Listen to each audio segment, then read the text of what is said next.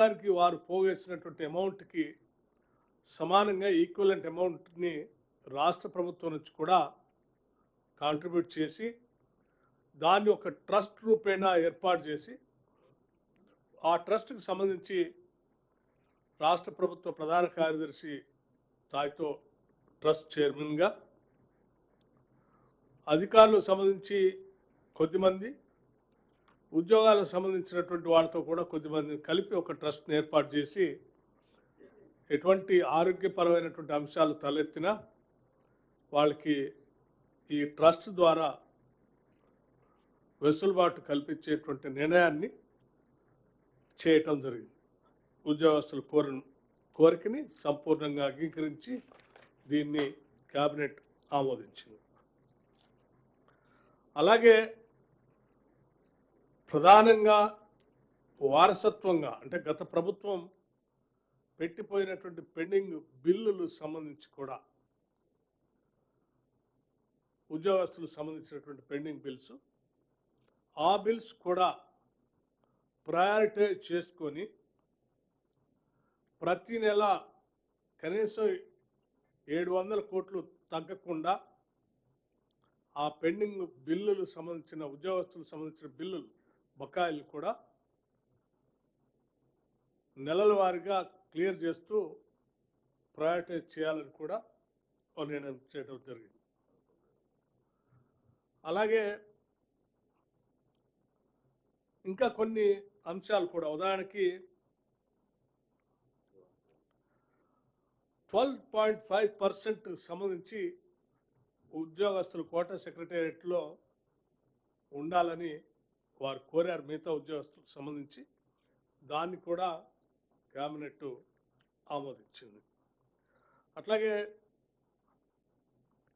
Medical invalidation committee కూడా కావాలని అడిగారు డిస్ట్రిక్ట్ లెవెల్లో, దాన్ని కూడా ఆమోదించడం జరిగింది. అట్లాగే ఈ ఉద్యోగస్తులు రిటైర్ అయినటువంటి వాళ్ళు మళ్ళీ తిరిగి రిక్రూట్మెంట్ చేయకుండా ఓ నిర్ణయం తీసుకోవాలని చెప్పింది ప్రభుత్వం. దానికి కూడా సానుకూలంగా స్పందించింది. అట్లాగే గ్రామ పంచాయత్లో పనిచేస్తున్నటువంటి సెక్రటరీస్ సంబంధించిన క్యాడర్ ర్యాంకు సంబంధించి ఒక గ్రేడింగ్ ఒక నిర్ణయం తీసుకోవాలంటే గ్రామ పంచాయతీల గ్రేడింగ్ ప్రకారం వారికి ఆ గ్రేడింగ్ ఇచ్చేటువంటి కార్యక్రమం కూడా చేస్తామని చెప్పాం. అట్లాగే డిపిసి సంబంధించి కూడా వాళ్ళు ప్రధానంగా వాళ్ళ డిమాండ్ ఉంది. డిపిసి రెగ్యులర్గా జరపాలి, ప్రమోషన్స్ వచ్చేటట్టుగా చూడాలి. ఎస్, దానికి కూడా రాష్ట్ర ప్రభుత్వం చాలా సానుకూలంగా స్పందించి అగ్రి అయింది. అట్లాగే ఆఫీసర్స్ ఎలక్షన్స్ అప్పుడు ఎలక్షన్స్ ట్రాన్స్ఫర్స్ అని కొన్ని చేశారు. ఆ ఎలక్షన్స్ టైంలో చేసిన ట్రాన్స్ఫర్స్ని మళ్ళీ తిరిగి బ్యాక్ తీసుకురావాలని ఒక కోరారు, డిమాండ్ పెట్టారు. దానికి కూడా రాష్ట్ర ప్రభుత్వం అంగీకరించింది. అట్లాగే కంపాషనేట్ అపాయింట్మెంట్స్ జిల్లా పరిషత్ సంబంధించి పెండింగ్ ఉన్నటువంటి వాటిని కూడా క్లియర్ చేయాలని అడిగారు. క్యాబినెట్ దానికి కూడా ఒప్పుకుంది. ఒక డైరెక్టరేట్, నర్సింగ్ డైరెక్టరేట్ కూడా కావాలని అడిగారు. దానికి కూడా ప్రభుత్వం అంగీకరించింది. ఇలా అనేక రకాలైనటువంటి అంశాలు, ఉదాహరణకి అంగన్వాడీ వర్కర్స్ సంబంధించి, టీచర్స్ సంబంధించి రిటైర్మెంట్ బెనిఫిట్స్ని ఒక 2 లక్షల దాకా పెంచవచ్చు చెప్పారు. దానికి కూడా ప్రభుత్వం సానుకూలంగా స్పందించి ముందుకు పోతా ఉంది. లేకపోతే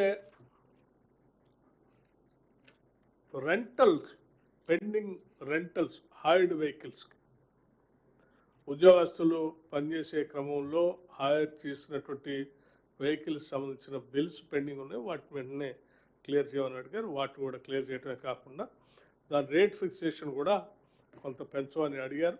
దాన్ని కూడా సానుకూలంగా స్పందించి ఆ రేట్ను కూడా ఫిక్స్ చేస్తూ ఉన్నారు. ఇట్లా అనేక అంశాలు రాష్ట్ర ప్రభుత్వానికి సంబంధించి 317 జియోకి సంబంధించి కూడా ఎగ్జామిన్ చేస్తూ ఉన్నారు. ఇంకా చాలా అంశాలు ఉన్నాయి ఇట్లా ఎగ్జామిన్ చేస్తామని. కొన్ని అనుకూలంగా ఆల్రెడీ నిర్ణయాలు తీసుకునే నేను కొన్ని ప్రకటించాను మీకు. ప్రధానమైనటువంటి అంశాలు డిఏకి సంబంధించి, హెల్త్ కార్డ్ సంబంధించి, పెండింగ్ బిల్స్ గురించి, అట్లాగే డిపిసి ప్రమోషన్స్ గురించి, ఇవన్నీ వాటన్నిటిని కూడా సానుకూలంగా ఉద్యోగస్తులకి అనుకూలంగా ఈరోజు క్యాబినెట్ సుదీర్ఘంగా చర్చించి నిర్ణయం చేయడం జరిగింది. నేను ముఖ్యమంత్రి రేవంత్ రెడ్డి గారికి, అట్లాగే క్యాబినెట్ సహచర మంత్రులందరికీ కూడా ఉద్యోగస్తుల సమస్యలపైన నియమించినటువంటి క్యాబినెట్ సబ్ కమిటీ చైర్మన్గా వీరి సమస్యలు విన్నాను. ఈ సమస్యలన్నీ క్యాబినెట్ దృష్టికి తీసుకొచ్చాను. వారందరూ కూడా చాలా మంచి మనసుతో, పెద్ద మనసుతో వాటన్నిటిని అర్థం చేసుకొని ఈ సమస్యలన్నింటినీ కూడా క్యాబినెట్ ఈరోజు సంపూర్ణంగా ఆమోదించేందుకు ఉద్యోగస్తుల తరఫున కూడా నేను క్యాబినెట్ కూడా ధన్యవాదాలు తెలియజేస్తా ఉన్నాను. Thank you. నేను చెప్పినటువంటి అంశాలు